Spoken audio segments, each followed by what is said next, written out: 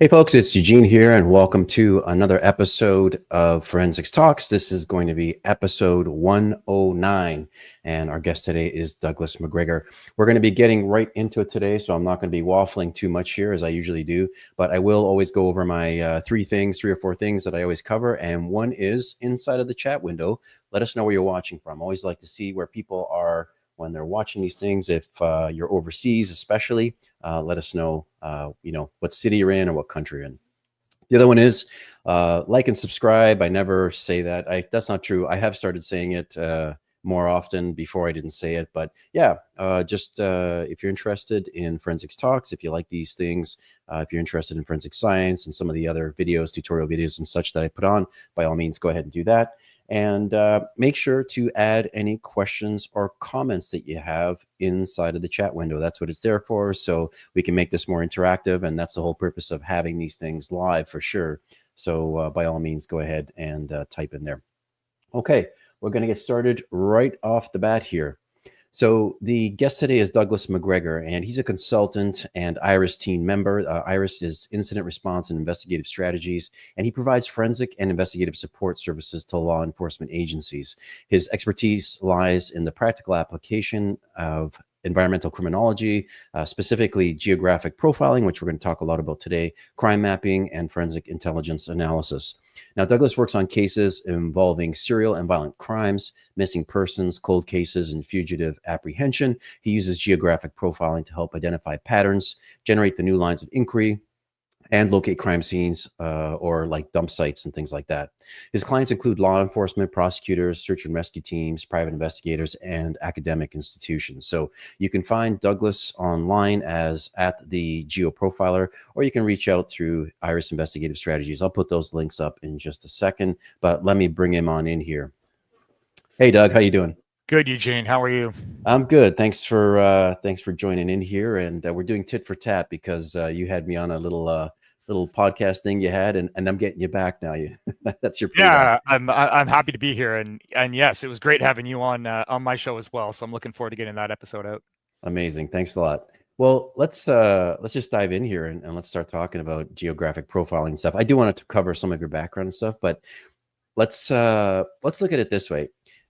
What would you explain, or what would you say geographic profiling was to, let's say, somebody like in a jury, or you're up on the stand and they're saying, Mr. MacGregor, what is it that you do? Like, what is this geographic profiling? How would you explain it to them? And then what I'd like to know is, how do you see, or what's your own definition of geographic profiling, and sort of how has it changed over the years? So, what was it when you first got in, and what does it mean to you now? Sure. I mean, if I was explaining it to anybody, it'd be very simple. It's a subset of criminal profiling, and it looks at the geographic, environmental, spatial, and temporal elements of human behavior. And that's usually how I explain it to anybody that asks, without going more and more in depth. So that's in a sense, that's what geographic profiling is. And I think when I first got into geographic profiling, I was thinking more on the software side, the GIS applications, the analytical software. And since I've gotten into geographic profiling, I've realized that it's so much more than that, and that is just a small component to what it really is. And I think but I think there's a reason there why geographic profiling isn't bigger than it is today, isn't more used, widespread, well-known than it is today, because of some of the issues underlying there, whether it is a software application or whether it's more. So, that's kind of a quick take on geographic profiling and what it is, and what I've discovered since I've entered the field. Well, you mentioned like technology, obviously. So, there's definitely software and things like that you're using. But what, just if you can, like, what are some of those other things? Are they just like more people related things? Are they more like having to deal with law enforcement? Like, what kinds of other things might be there that, you maybe didn't think about that you would be doing as much of when you first started? Yeah, that's a fun question. Geographic profiling, it is behavioral analysis, as is criminal profiling. But there's so much more that goes into it. It takes into account everything that influences and affects human spatial behavior.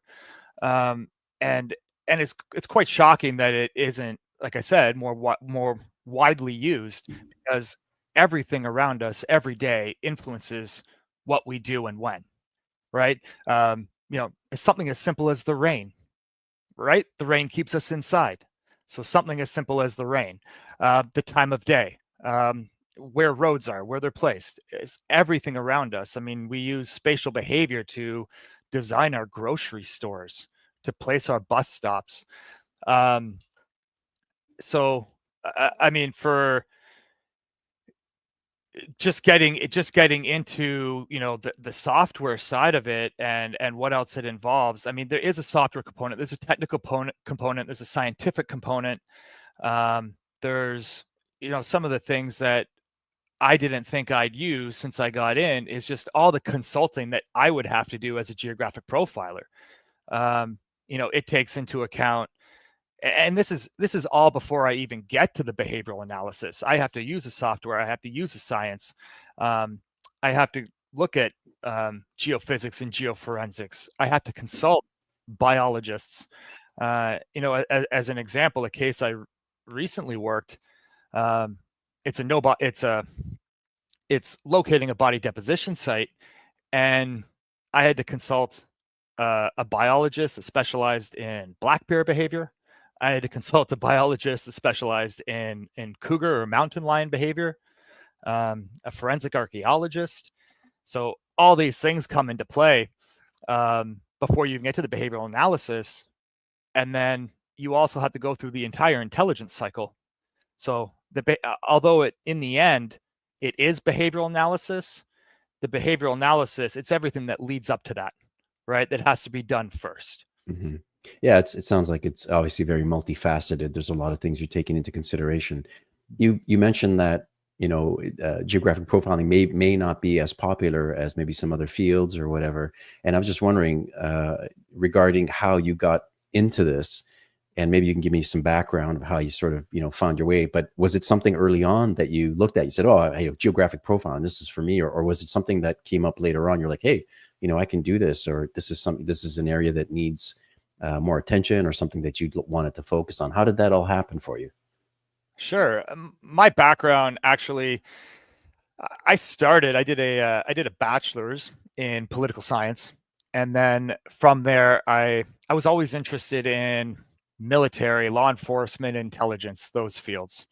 Uh, and and from there, I went and I did a master's of science in defense and strategic studies from Missouri State University. And my department was right outside Washington, D.C. So I actually did an internship in D.C. as well in defense and foreign policy. But and at the same time, I did an online graduate certificate in modern counterterrorism strategies. But it was while I was at my master's, we had a guest speaker come in from the FBI. It was one of the few guest speakers I was allowed to see. I mean, our class did trips to the CIA. I wasn't allowed to go because I was Canadian. I got to go to the Pentagon, but yeah, we had a guest speaker come in from the FBI, and he came in to talk to us about terrorism. And one of the things that he was discussing was terrorist profiling, and that just took me in a completely different direction. And I find the behavioral part very mentally challenging. I find it extremely challenging, and I guess that's kind of the draw for me. And ever since then, I started to go off into the behavioral sciences. I went and I took courses in geographic profiling, behavioral analysis, psychology, and I've been doing that ever since. So who were some of the early people? I saw that you had like a YouTube video and such, where you mentioned a couple of people who were, let's say, important people in this field, and maybe people who sort of built it up more as a discipline. And so what can you tell me about some of the key people from your knowledge who were important in this area? Sure. I mean, the two key people that really started geographic profiling were Kim Rossmo in Canada. He's now down in the States, and David Cantor, Professor Cantor, out of the United Kingdom. Dr. Rossmo now has he was with law enforcement in Vancouver, Canada. But now he has his company, and which is ECRI, Environmental Criminology Research Institute, and he really commercialized the software first, which is Rigel. It's a geographic profiling software. I think today there must be at least 8 different geographic profiling software systems out there. And that in the UK, you had David Cantor, and he went more, I guess, more the academic route. And he had I think his program was investigative psychology. And he has his own software as well. I think it's called Dragnet. But you had these 2 different camps for geographic profiling, and I mean, they never really meshed, right? There's great research, great studies, great things out of both. They've really helped get this field up, but the field never really took off into outside into the greater law enforcement arena. There are agencies out there that use Rigel, absolutely, and there's agencies out there that have trained from both, but for whatever reason, it's just never really taken off as its own discipline. Now, in saying that, there's many crime analysts around the world that have taken a course here and there, that have taken, most of them have taken Rosmo's GPA level 1 or 2 course. I have the GPA 1 course from Kim Rosmo's program, and they apply that to their analyst position. But in terms of established geographic profilers who do the job full time, there's not many in the world. And that being said, there's not many agencies in the world that need a full-time geographic profiler, right? I mean, crime analysts are needed everywhere, but a geographic profiler, some of your larger agencies, government agencies, could use them and distribute them and outsource them. But your smaller agencies don't need full-time geographic profilers. Okay. You talked before about software, and I remember, geez, I think I'm going back probably more than 10 years ago. I was in Germany, and I remember seeing a presentation from a person at I think it was the Dutch police, and they were using ArcGIS to map out crimes and cell phone, and like following people and stuff like that, and they were doing the radius of sort of where people are contained and moving around. So technology is obviously a part of this, and so you mentioned this other software as well. So what other tools of the trade do you draw upon to kind of piece everything together? Sure. I mean, when it comes to software, I mainly use mapping software. That's what I use. I always start with Google Earth Pro, and from there, depending on where I'm working, what region of the world, I add in other software. It could be All Trails software that shows all your trails and hiking trails and camping sites and all that kind of stuff. It could be off-road vehicle mapping app. It could be it could be different software from different jurisdictions that show where all the mine shafts are, or stuff like that. So I always start with Google Earth and then add this information in as I go. ArcGIS is fantastic. I mean, I have ArcGIS. I just rarely have the need for it. Now, that being said, crime analysts, most law enforcement agencies rely on ArcGIS, and so they should. Crime analysts use it day in, day out, for various reasons, right? To map out where nonviolent crime, for example, to map out where crimes take place all over the city, to provide that data to the public so they can better provide, so they can work on crime prevention models within the city. But when it comes to the behavioral analysis side, it's just the analytical software isn't very capable on the behavioral side of things. Even the specialized geographic profiling software, it doesn't understand behavior. It has certain things that ArcGIS doesn't, like linkage analysis, but it doesn't understand the behavioral side of it. It's also limited sometimes in the fact that, let's say you have a serial offender. Well, you really need 5 different crimes for that geographic profiling software to work. If you don't have 5 crimes, what do? Right? Do you sit around and wait? So there's that, or let's say you have 5 body dump sites and they're all in the same spot. It's not going to work. So it does have its limitations, just like any software does. But that's where this field really needs to evolve. It needs to include software, but it also needs to move on outside of the reliance on the software. Okay. Yeah. And well, ArcGIS does it not have, as I recall, it has like a time or temporal sort of function in there, so you can map things out based on time as well, like that they occurred? It does. Yeah. You can, it has so many functions. I don't use ArcGIS. There's so many people out there that are better at ArcGIS than I am. I don't consider myself a pro at all. But if you're mapping out a series of crimes and it maps out, say, it provides you a heat map, right? And this is kind of what the geographic profiling software does as well. The hotter you get, that's kind of where you're going to start looking, right? And you get to the cooler areas. That's kind of, if you're just kind of looking at a broad sense what it does. But like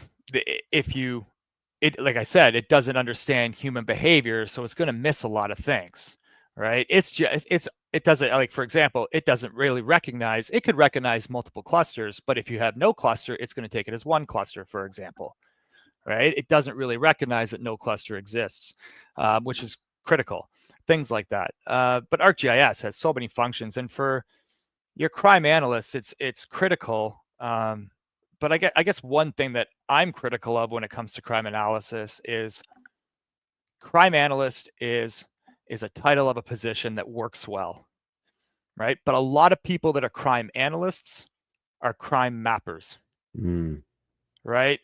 Having an analytical skill set is something on its own.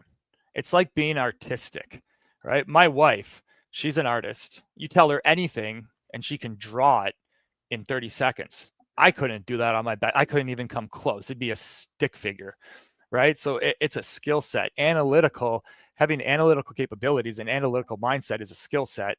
And although crime analyst as a position sounds great, a lot of these individuals, they're fantastic. They're experts at the software. They can do anything you want with the software.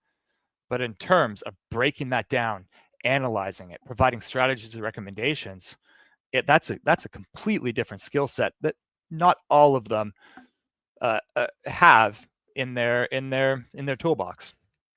I saw that I think you once mentioned about the STEG framework. So STEG, there's spatial, temporal, environmental, and geographic. And I think the spatial, like the layout and the time, the temporal, make a lot of sense. Can you explain a bit more about the environmental and the geographic factors that are important in building like an accurate profile? Yeah, absolutely. So each of these, I've kind of developed this model on my own, and one day I'll get to writing it down, maybe even do a PhD at some point. We'll see. But these are all different aspects of human behavior. So the spatial, the temporal, we kind of understand.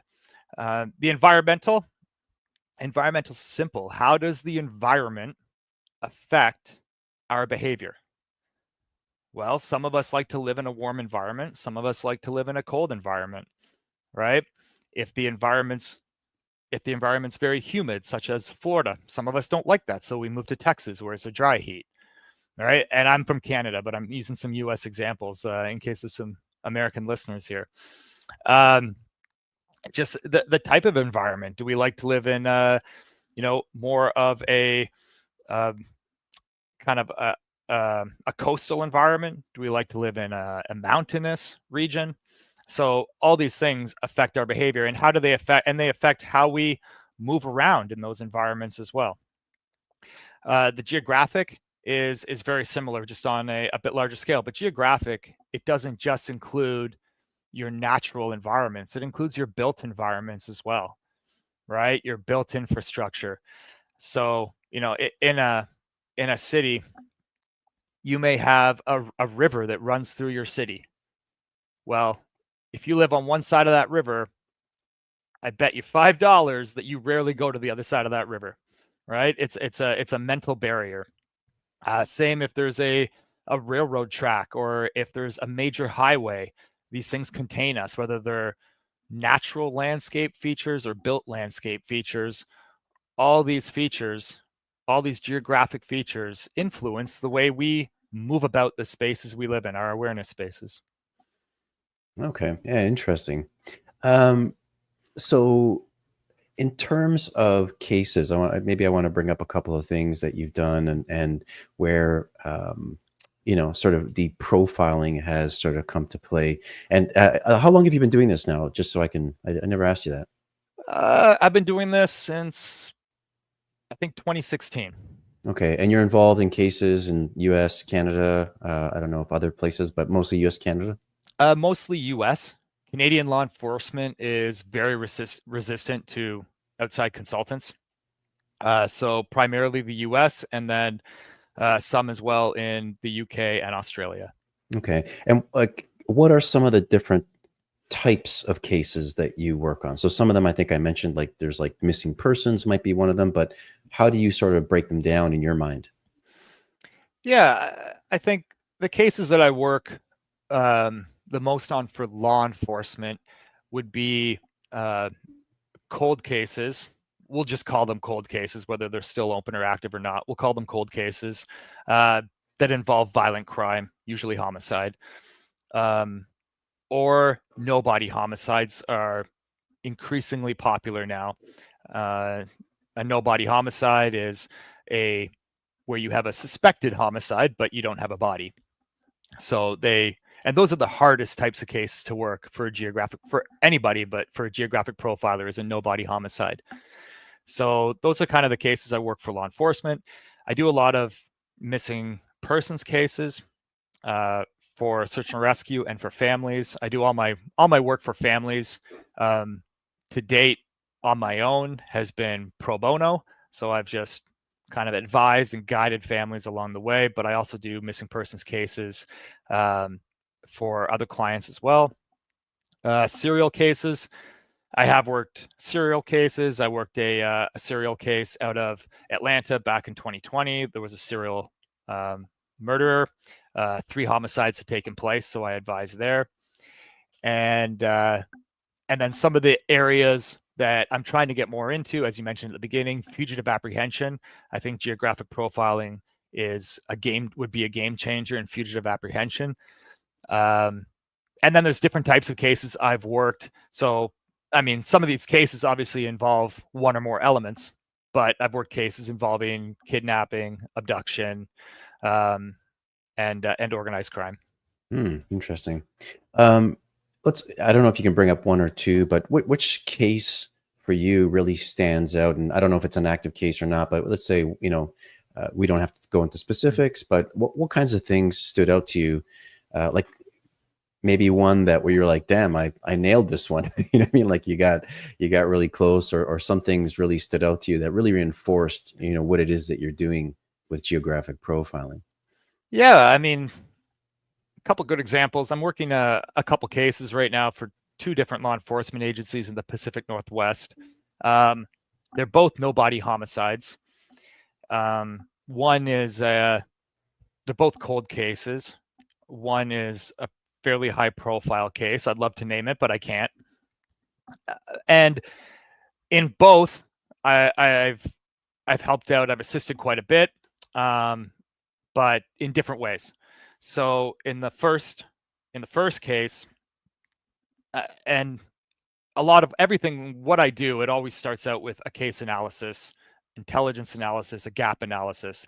These things are all first, right? Sometimes I never even get to the geographic profiling element, the behavioral part of it.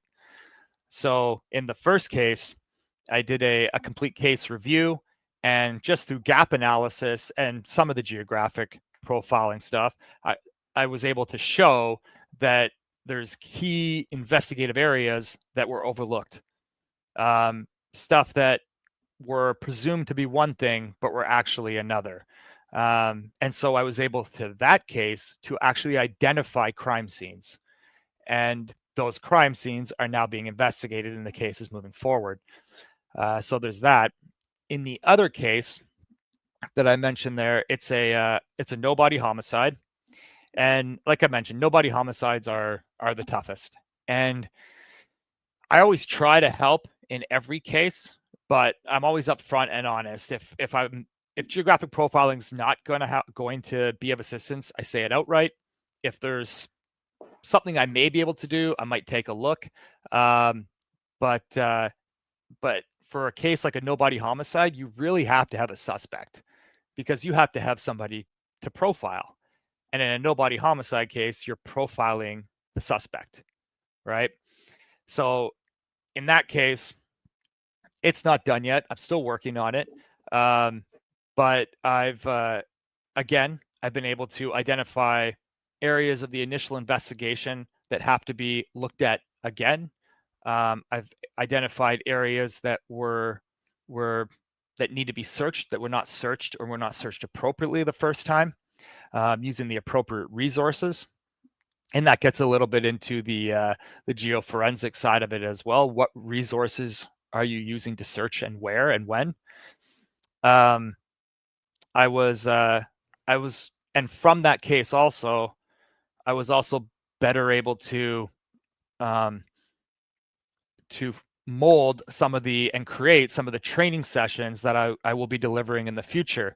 One example is when law enforcement, when they have a suspect and they go and they get a warrant, for example, for CDR records, which are call detail records of someone's mobile phone, they often get from the point of the crime onwards, and you usually get a 3-month window, right? Most companies give you 3 months worth, and that's it. So they usually get from the point of the crime onwards, but it doesn't give you a baseline.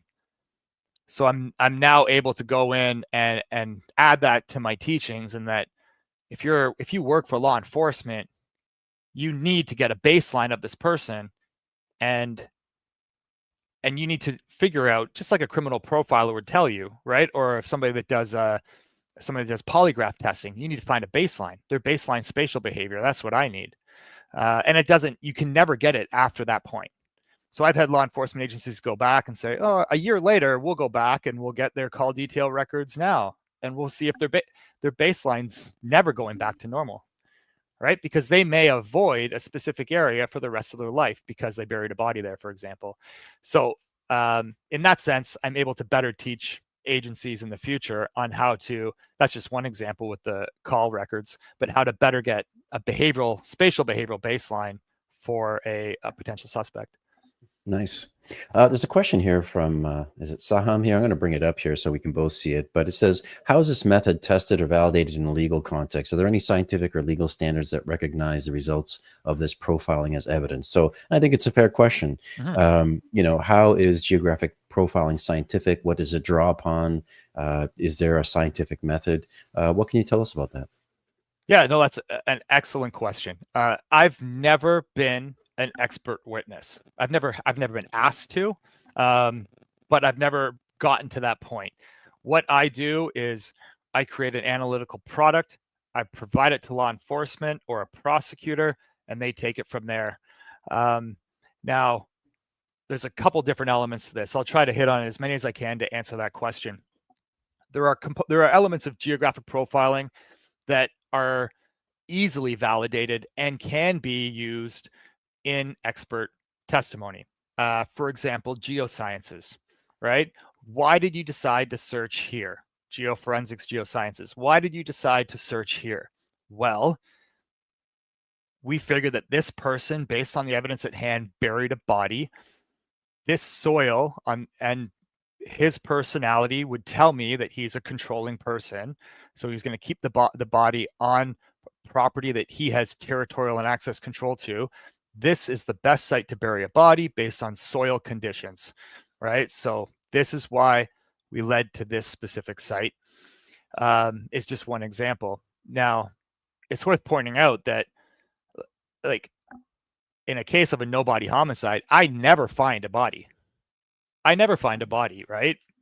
I provide recommendations, strategies, places of high probability, and then law enforcement uses their resources at my recommendations, but they use their resources to go and locate the body, right? So I might say, you need to look in this area here, and then they go out with the necessary equipment, whether it's drones, whether it's dogs, whether it's ground penetrating radar, and then they search that area or excavate that area and see if there's a body there. So in that sense, they can say, we were advised by this person who specializes in geographic profiling, and then we used our resources to locate this body. So it really depends. And the other way to look at it is there is so much research out there that supports human spatial behavior, right? It's not applied forensically. Okay, so, taking a quick step back, geographic profiling has been around for hundreds of years, right? So has criminal profiling, right? On the geopolitical level. Hundreds of years ago, different countries were different. They were profiling, military strategists, military leaders, leaders of other countries. When are they going to attack? Where are they going to attack? Where are they going to go? How are they going to get there? So that kind of profiling concept's always been around. We've just taken it and applied it forensically on a smaller scale. A lot of the technology that you use, Eugene, it wasn't initially developed for forensic purposes. And same with all the studies. I always say I have it a bit easier than criminal profilers, in the sense that there are so many studies out there on human spatial behavior that I can look at and I can apply that to forensically, because I don't need to have, it helps, but I don't need a study that says this is where people bury bodies. There's a handful of those studies out there. I've read them. They're great, but I don't necessarily need that, right? I just need studies on human spatial behavior. This is where people go and why, for different purposes, right? Because if we do it on a regular basis, we're going to do it forensically to bury a body. So I hope I answered some of the questions in there. I kind of went off on a tangent. But no, not at all. That's totally fine. But I do like a lot of what you're talking about too. With these studies, there's obviously probabilities involved and things like that. So let me ask you the AI question. I mean, do you see artificial intelligence potentially helping your work by, I don't know, either gathering data or training data or looking at different studies and maybe making some estimations or probabilities based on a certain criminal, maybe something specific to one person or for a general population? Again, a great question. I'm using AI more and more now, just in a general sense. I'm not sure. As I mentioned before, the software, the algorithm right now, the analytical software does not understand human behavior, cannot apply it. Will AI be able to do that? Maybe. Again, it's going to draw from different sources to do that. But I'm definitely going to keep my eye open. If I find a utility for AI in some of the cases I work, I will absolutely employ it. Mm-hmm. When you're working with law enforcement agencies or like different people, what is some of the information that you request up front? Like, what are some of the things that they have available? And I guess in some cases, maybe nowadays they have more data than before, but on the older cases, it's maybe more difficult. But what is it that you typically request from them? When I work for law enforcement, I ask for the entire case file. I have to go through the whole thing. There are a lot of it. I wouldn't be able to ask for pieces here and there because law enforcement doesn't necessarily know what I'm looking for. And sometimes it's the most obscure thing. So I ask for the entire case file. I ask for an entire evidence list, crime scene analysis, crime scene photos. I have to start at ground zero. I have to start from the beginning. Anything and everything they have. And then I'm always going back and asking them questions because there's always answers that I need that aren't in the case file. And there's always people that need to be interviewed and ask specific questions that aren't in the case file. And on top of that, I have to do my own intelligence analysis of the of different actors within that case file. I have to do a geographic profile of each individual, key individual in that case file. So all this information they usually don't have. So it does take a lot of work, and just starting with the information they have, that's just where I start. Okay. Another question that I had was having to do with sort of the scale of your work, because you're dealing over maybe large areas, or it could be between states, it could be large neighborhood or whatever. So I keep thinking about sort of the macro view of everything, but what about the micro, like the details? So for example, if there's 2 or 3 bodies that are found, and like the specifics of how they were buried, or the location of where they were buried, the way, like, are you looking at those details as well? Yeah, absolutely. And that's one area where geographic profiling really hasn't been applied yet, is a crime scene analysis. And it's essential in a crime scene analysis. And I'll give you an example. I recently worked the case of Rachel Morin for the family of Rachel Morin. And I went down and I mean, for anybody who doesn't know, Rachel was jogging on a trail in Bel Air, Maryland, and she was attacked and she was murdered. The trial's now complete.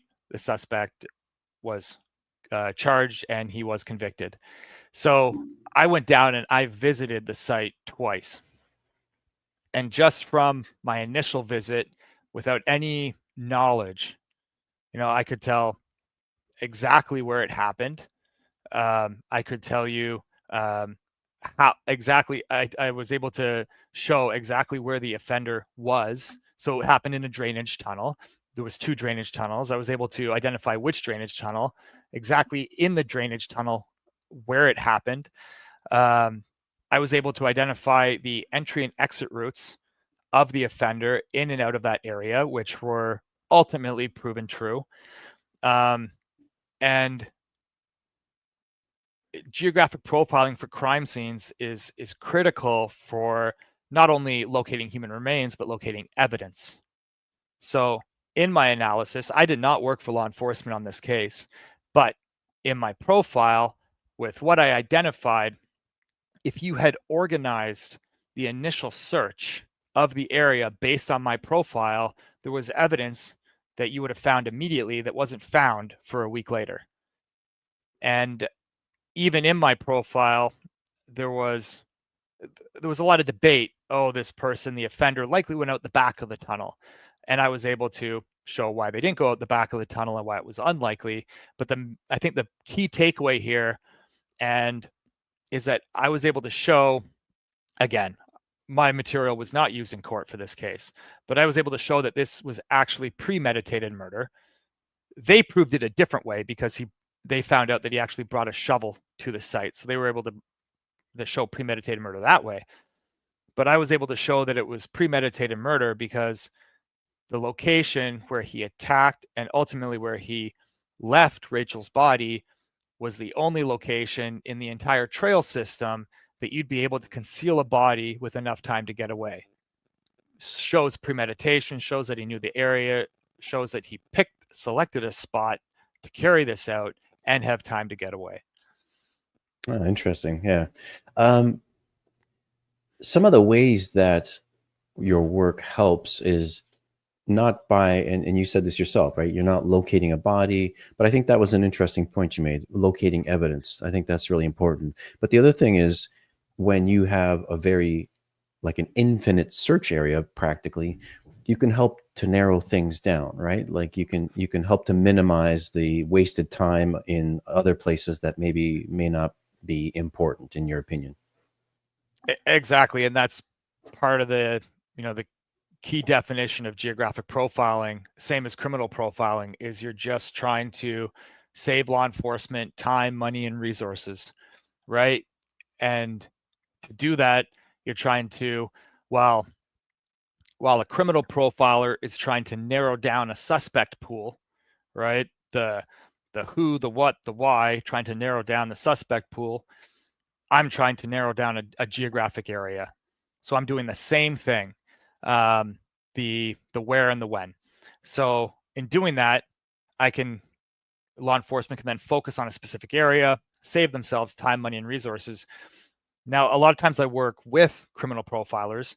It doesn't matter. It doesn't matter who goes first, who provides their product first, or whether we work together and provide that at the same time. But we're both narrowing down that and focusing that investigation, and that's critical for law enforcement. You mentioned before that you're working a lot with families, which is different. Like with me, I typically don't work with families. I'm usually either working directly for law enforcement or I'm working through like an attorney or defense lawyer or something like that. So in these collaborative kind of exercises or investigations where you're working with families, how do you maintain objectivity, and what are the ethical considerations that you need to consider? Sure. Like I said, I work with families. I've always worked with families quite a bit. Less so now, just because my caseload is heavier with law enforcement now. But I love working for families, and I help them wherever I can. The reason I've never charged families is because I'm limited in what I can do with my capabilities, because I don't have access to the case file, for example, right? I usually have a little bit more information than the public has, just because the next of kin or family is in contact with law enforcement. So I usually have a little bit more information.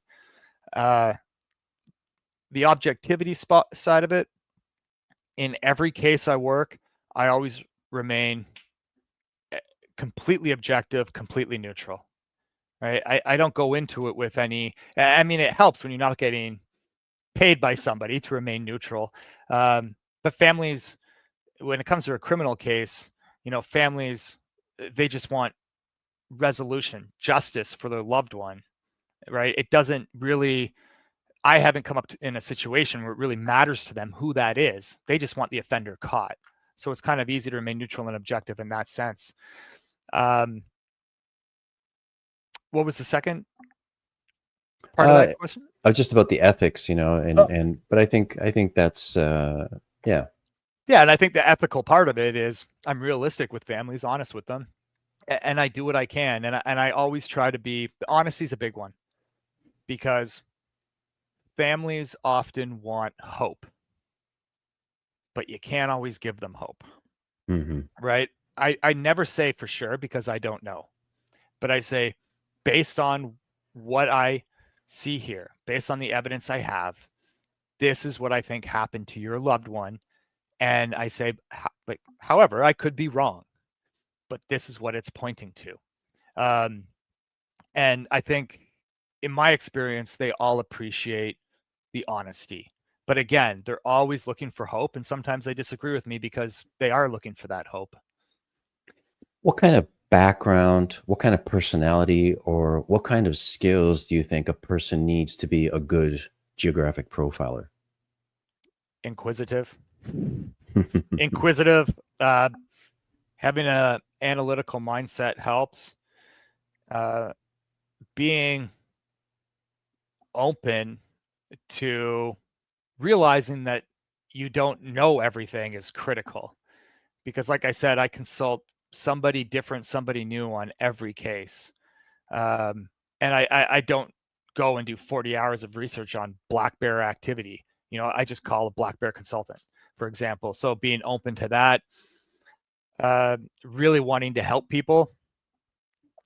But if someone's getting into geographic profiling, I would recommend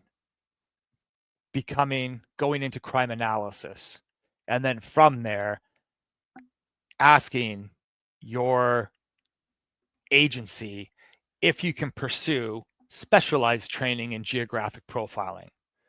It is very difficult to make it full-time geographic profiling.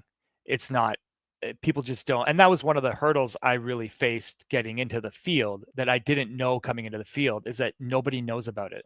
Mm-hmm. It's really been kind of held close to the heart by the people that have kind of been trying to grow it over the years. And almost every agency I work with, I first have to explain what it is, what I can do for them. So I'm constantly trying to sell myself. But yes, if you're looking to get into it, go into crime analysis or criminal intelligence analysis or forensic any one of those fields, and then pursue the specialized training on the side, which is offered. Are there university level courses that you can take on geographic profiling? Are there people like who are the people teaching this right now, or who are well known for teaching this right now? The main one is Dr. Rossmo's group, ECRI, and what you would do is you would take the GPA, Geographic Profiling Analyst Level 1, and then apply to take the Level 2. So that's the number one. You can find it in other places. As I mentioned, Cantor's program in the UK has their investigative psychology, which specializes in geographic profiling as well. And then there's other mini courses around the world that you can find that also teach it. So it is out there. I mean, if you're part of the International Association of Crime Analysts, which I am as well, I think this summer even they have a geographic profiling course coming up. Mm-hmm. So there are different places to find it, but yeah. Let me ask you about some of the other stuff, and let me bring this online here. So IRIS, I brought it up at the very beginning in the introduction, incident response and investigative strategies. So what can you tell me about IRIS? So IRIS, we just really started in 2024, 2025, over the last 12 months. And it was a group of us that have worked together, and our team can all be found in here, that have worked together on various cases over the years, 2 or 3 of us here and there. And we all decided to come together and create IRIS. It is owned and operated by Kathy and John Decker. They're at the top, husband and wife, retired law enforcement. Kathy's retired homicide, and John spent much of his time in bomb disposal units. So we've all come together, and now we work criminal investigations, and to agencies that need the help and need to outsource to a private company such as ourselves. And the need is there for all size of agencies. If you have your bigger city agencies, they need the help because they're just overloaded. A lot of cutbacks in all these agencies, cutbacks in homicide, so they need the help. And then you have the smaller agencies that just don't have the experience working certain types of cases that call upon us as well. And we have other clients outside of law enforcement too. Okay, you're also quite active on social media, so I want to bring some of this stuff up, and maybe you can tell the audience here, like, kind of what you've got going on with your different podcasts and stuff like that. Sure. I started this with podcasts. This is Surviving the Survivor is the main podcast with host Joel Waldman, which many people know, and him and his wife started a second channel, which is True Crime Talk. And right now they have myself and 2 other hosts that have started shows on their second channel. So I post on there. Generally speaking, I post weekly a show on there, whether it's just me or whether it's me with a guest, like such as yourself, Eugene. And so you can find my new shows on there. And then my own YouTube page, I post some additional material. All these cases, all the episodes I post on here will also be posted on my second channel a few weeks after. And but I do have to get more active on my own channel. I got to find the time. Yeah, that's always the problem, isn't it? But you do have some videos here. I mean, for people who want to know more about geographic profiling, you do a bunch of, what is environmental criminology? You got what is geographic profiling? You talk about Paul Bernardo. I mean, there's a bunch of cases and different things that you do. here. So I thought that was pretty good. There's some good background that people can get here. So folks, you can always look. I got it online here. The True Crime Talk is at STS Talk as well. So there's more there for you. So Doug, what is next for you? Like, what are you looking to do in the future? I mean, promoting geographic profiling is something I'm seeing that you are doing, whether you know it or not. You are. You're going to be the face of geographic profiling, maybe. I don't know. But what else is it that I don't know, that you're looking at doing in terms of geographic profiling? Is there any testing or research that you're thinking of doing? Are there things that you want to explore? Tell me what you got in your mind. So many things. The main one is, you hit the nail on the head. I really want to grow the field, expand the field. I want to make it applicable to everybody. That's my goal. You have Dr. Cantor and Dr. Rossmo. They're kind of Dr. Cantor, I believe, is now retired. He may still have his own consulting business. I'm not sure. Dr. Rossmo is also getting up there. I mean, they still have their training program and software, but the software isn't affordable. It's not available to everybody. A small agency cannot afford that kind of software.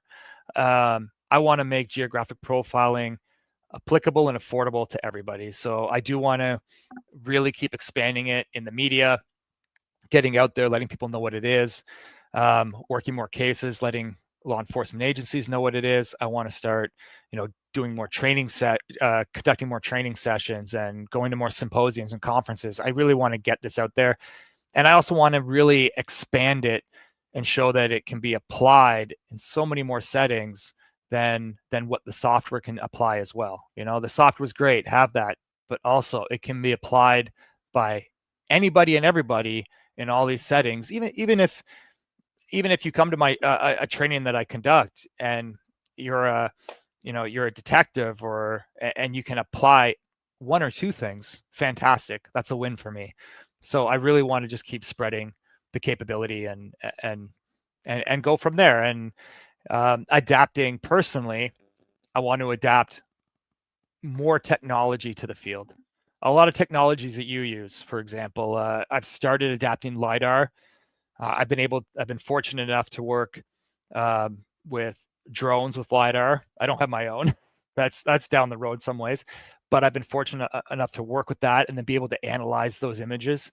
I'm applying LiDAR just using the iPhone Pro, and but also I want to see what other technologies, software, AI, whatever it may be, can be applied to geographic profiling as well.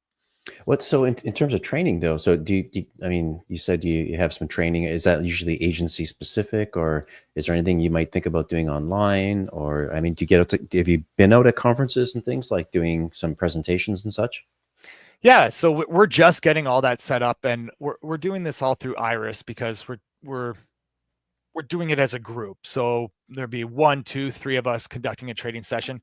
I've trained 3 search and rescue organizations so far in the last 6 months. We have the South Sound Cold Case Symposium coming up in Washington State in September, which I'll be presenting at and working a case study with there as well with attendees. We're working on webinars, myself and some others from Iris, and we're also working on getting into several academic institutions and providing college, university level courses as well. Okay, great. Hey, do you mind if I put up your LinkedIn profile here, just in case somebody wants to get a hold of you? Yeah, absolutely. Okay, let me do that here. But down at the bottom, irisinvestigativestrategies.com, they can go to the contact form there also and contact you, or you can hit Doug up on LinkedIn as well. He's certainly available. So yeah, Doug, thanks so much. I think this was a topic that, I really haven't touched on in, over 100 episodes. And so I really appreciate you, chiming in, and just, it sounds like there's a lot of opportunity in this field. There's potential for a lot of growth, for a lot of new things to happen. So, my hat's off to you. You got a lot of work ahead of you, maybe, but it's nice when there's an open space like that where you can do a lot. So good for you. Thank you, Gene, and thank you so much for having me on today. All right, sounds good. Hey, hang back and I'll come back and chat with you in a bit. Okay, thank you so much. Thank you. All right. Okay, folks, that does it for this one. We are going to be back with some more over the next few weeks and do a little bit more with some different topics as well. So we're going to do biomechanics. That's going to be coming up. We're going to have an audio analysis one that is also coming up in the near future. So looking forward to those. Thanks, everybody, for chiming in. If you have any questions, you always put them down in the comments, and we're going to see you soon. So have a good Thursday, everyone. Bye-bye.